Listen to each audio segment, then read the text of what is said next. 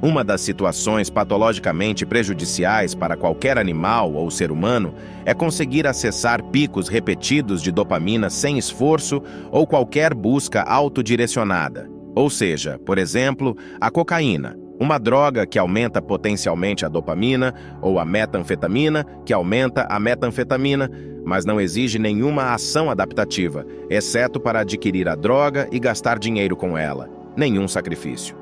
Portanto, o que acaba acontecendo é que o circuito recompensado é apenas o comportamento de busca pela droga, e nenhum outro comportamento proporcionará o tipo de liberação potente de dopamina que a cocaína ou a metanfetamina proporcionam, razão pela qual são tão perniciosas.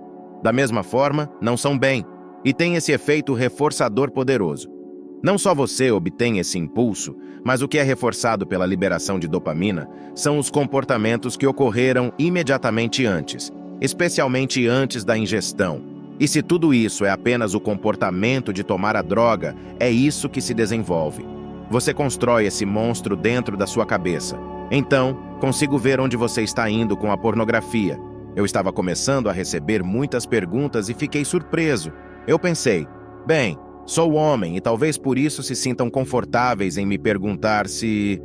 Estavam perguntando sobre pornografia e se masturbar era ruim, se a masturbação com ejaculação era particularmente ruim. Aqui está a minha posição sobre isso. Sou biólogo e neurocientista, não psicólogo, mas sabemos com certeza que se uma pessoa se envolve repetidamente nesse circuito, digamos masturbação e pornografia, com formas cada vez mais potentes de estimulação em uma tela, algumas coisas acontecem.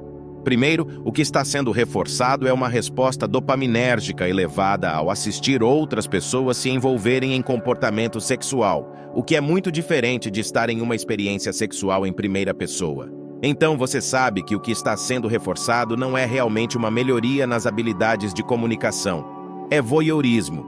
À medida que essas perguntas começaram a aumentar, percebi que havia muitas nuances de pessoas falando sobre o medo ou experiência de disfunção sexual que a pornografia claramente pode causar. E aqui estou falando especificamente sobre homens. Eu realmente não conheço a literatura sobre mulheres. Então, ao usar pornografia visual, são usadas por mulheres pornografia literária, entendi. E então você começa a pensar sobre o que acontece na cascata ou arco da excitação sexual e orgasmo. Inicialmente há uma predominância parasimpática, o que significa que se alguém estiver muito estressado, na verdade, não conseguirá se envolver em comportamento sexual, a resposta de excitação não ocorre, a ereção é amortecida. Mas a resposta ao orgasmo e à ejaculação está fortemente associada ao chamado sistema nervoso simpático, que não tem nada a ver com simpatia, tem tudo a ver com uma espécie de resposta ao estresse. E então ele reverte para uma resposta parasimpática, e um hormônio chamado prolactina aumenta drasticamente após a ejaculação em homens. O que isso faz? Isso reduz a liberação de dopamina e testosterona por um longo período de tempo. O que faz sentido se a formação de pares e esse tipo de potencial de ligação de parceiros e assim por diante, sem entrar em uma grande discussão sobre isso, a masturbação e a pornografia são poderosos apenas acessando o sistema de dopamina e podem minar os processos muito saudáveis de encontrar, você sabe, comunicação inata, eventualmente, se for apropriado, interação sexual, etc. Está minando a formação de pares e também, bem, então aqui está uma pergunta. Se você está procurando liberação sexual através da pornografia e passa por todo o ciclo e tem uma liberação de prolactina, você se liga a si mesmo? Isso é muito interessante. A biologia o explica como o que resta é uma espécie de circuito aberto, um tipo de vazio, porque se ligar a si mesmo é uma noção complicada. Quero dizer, há uma versão saudável disso, é claro, amar a si mesmo e se referenciar. E, novamente, isso é muito mais da sua área do que da minha em termos de como é uma relação saudável consigo mesmo. Mas na ausência de um parceiro real, de uma ausência de um parceiro sexual real, há um circuito aberto de neuroquímicos, incluindo ocitocina e prolactina. E lembre-se, dopamina sobe durante a busca e a participação, atinge o pico e depois cai abaixo da linha de base após o orgasmo e a ejaculação. Então esse tipo de baixa que as pessoas temem as coloca em um estado sem motivação.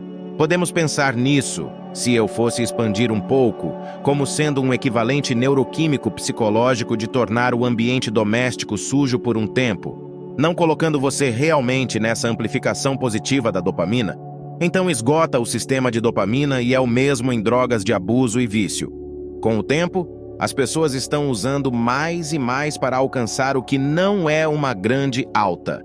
Você vê isso um pouco com o consumo de energéticos, como as pessoas estão tomando mais e mais substâncias dentro de seus energéticos e estão pensando em música alta e rápida. Energéticos é um empilhamento de ferramentas dopaminérgicas.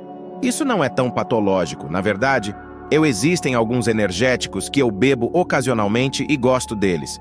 Eu não acho que precisamos ter medo de buscar ou se envolver em coisas que liberam dopamina, obviamente, comportamento sexual saudável, comida que amamos, interação social. Todas essas coisas podem ser dopaminérgicas. São os grandes picos de dopamina que não estão associados a nenhum esforço ou organização prévia do self, que são particularmente perigosos para o ser humano. Bem, você pode ver isso. Isso é certo. É por isso que os filhos de pessoas muito ricas que são super indulgentes, eu vi muitas vezes, e é uma visão muito triste. Bem, eles não são otimamente privados, certo? E essa questão da privação ótima é uma questão mortal para uma sociedade afluentes.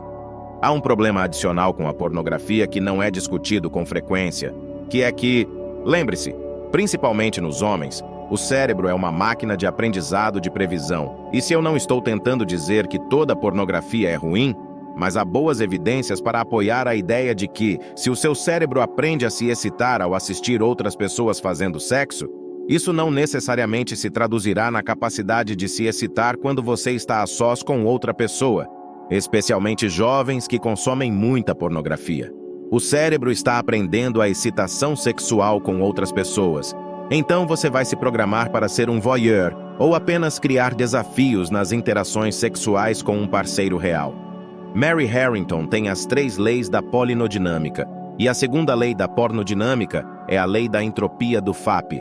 E ela diz que qualquer coisa com que você comece a se masturbar ficará progressivamente mais intensa ao longo do tempo. E acho que isso está meio que falando sobre essa quantidade sempre crescente de selvageria que você precisa assistir para obter um estímulo que diminui constantemente, e aqui estou abordando isso apenas pela lente da biologia. Eu não sou psicólogo, e certamente não sou político de forma alguma.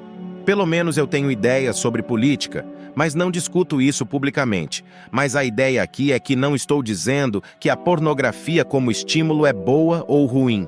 O que estou dizendo é que, em sua disponibilidade e em suas formas extremas, é um estímulo muito potente, e estímulos muito potentes de qualquer tipo, comida extremamente palatável, pornografia extrema, experiências extremas como saltar de bungee, estabelecem um limite para a liberação de dopamina, e a Ana vai te dizer isso, e tenho certeza que ela já disse, quanto maior o pico de dopamina, maior a queda depois. E não é que você caia para a linha de base, você cai abaixo da linha de base novamente.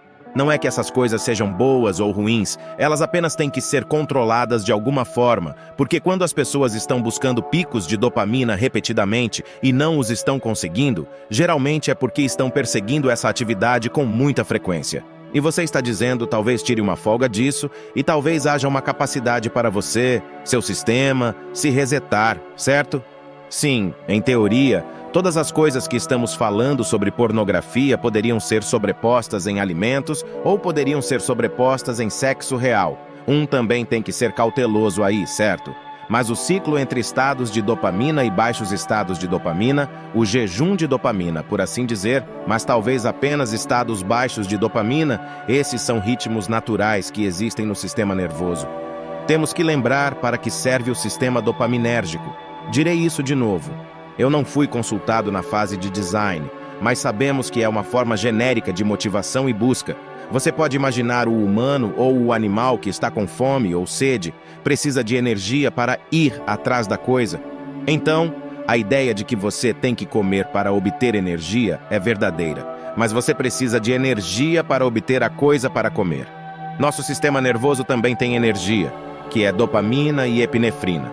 Sim, usamos glicose e glicogênio, etc., quando estamos buscando coisas. Mas a ideia aqui é que você está buscando algo e, seja pelo cheiro ou pela visão, acha que está no caminho certo. Então segue por esse caminho e... lá está. Você pega algumas bagas ou você mata a presa e a come. E isso dá a você energia para continuar essa busca ou se reproduzir. Quer dizer, há uma razão pela qual humanos e outros animais buscam a reprodução, é que toda espécie bem-sucedida faz isso, mesmo que as pessoas não tenham filhos, em geral, elas se importam com as crianças. O que acontece é que, como seres humanos, e talvez animais, buscamos a reprodução e a proteção dos jovens, independentemente de decidirmos ou não atualizar esse desejo inato.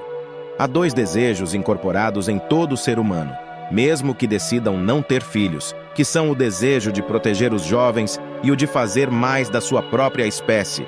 Isso é verdadeiro para qualquer espécie de sucesso. Portanto, ao refletir sobre o que discutimos sobre pornografia, é vital considerar não apenas os impactos imediatos, mas também os efeitos a longo prazo nos padrões de busca de dopamina. A disponibilidade excessiva e o consumo contínuo de estímulos extremos podem criar um ciclo vicioso em que a pessoa busca constantemente picos cada vez maiores de dopamina, levando a uma queda subsequente. Curta esse vídeo, comente sua opinião e fique com esse aqui.